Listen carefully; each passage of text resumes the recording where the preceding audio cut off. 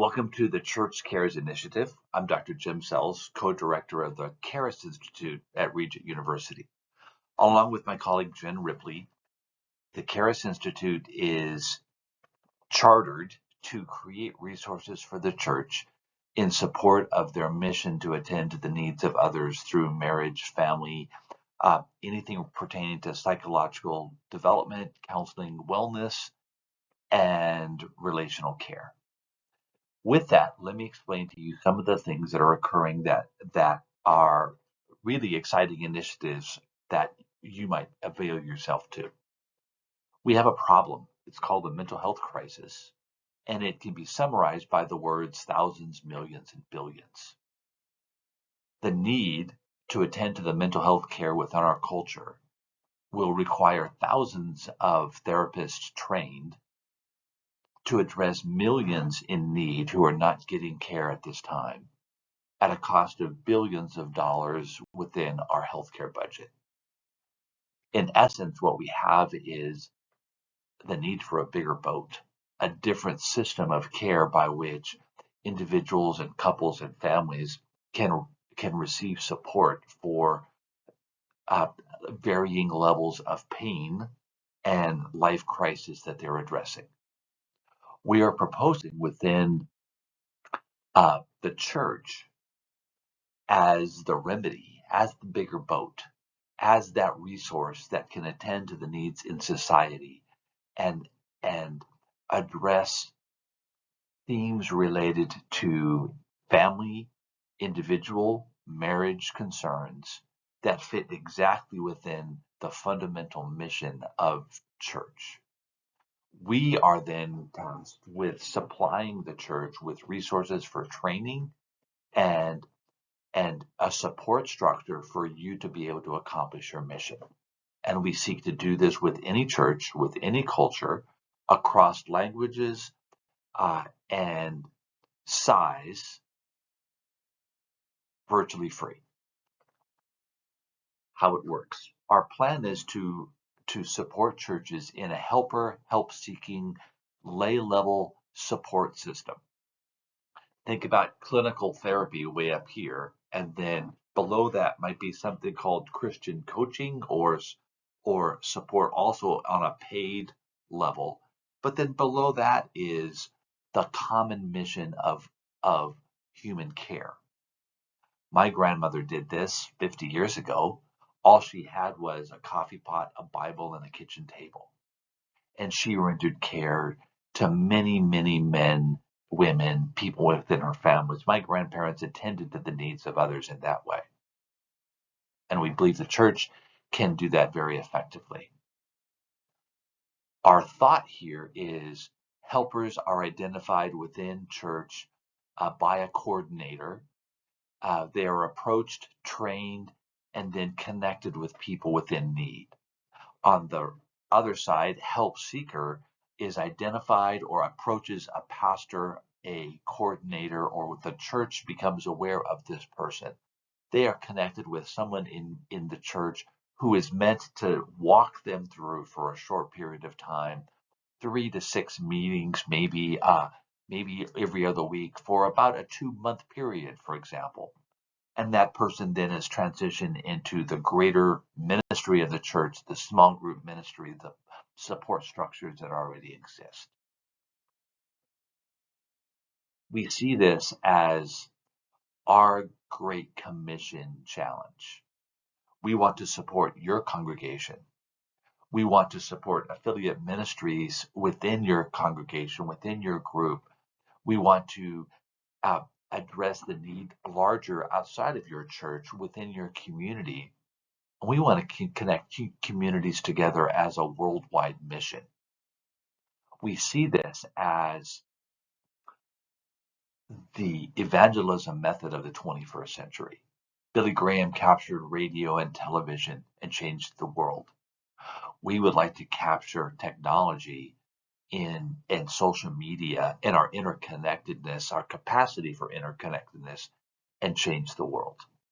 We are partnering with 7 Cups of Tea, and they're building out within churches a specific church-related resource URL that any church can create, utilize within their community, connect with other churches within other communities so that these resources can be easily accessed and shared. So how do you start? First, you select a coordinator, a leader, preferably other than your senior pastor. We are not looking to onload another task for pastors to do, but rather to share this within the broader ministry of the church. This might be a staff person, or it might be a informed clinician who participates in your ministry, who wants this to be his or her ministry to the community. That person oversees the recruitment of helpers within the church, plans initial training, accesses our resources through our Church Cares website, creates a unique process for your church to be able to implement care within the community.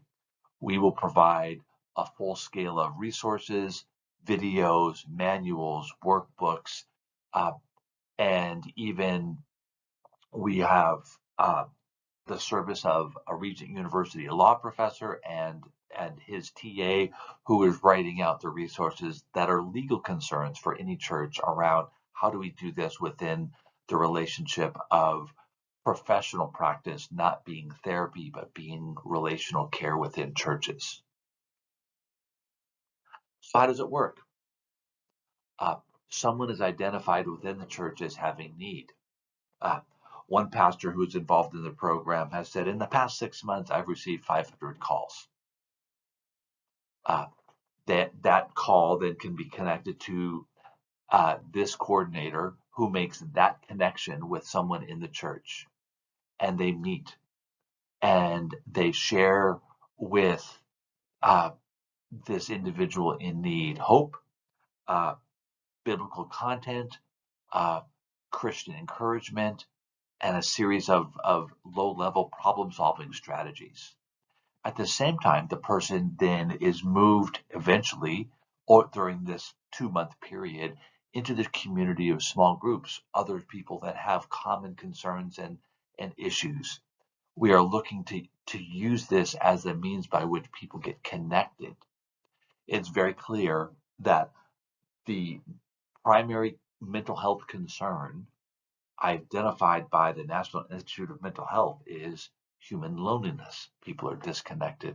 And as they're disconnected, the problems of life become expanded and spin out of control. We want to be able to address that at that basic level.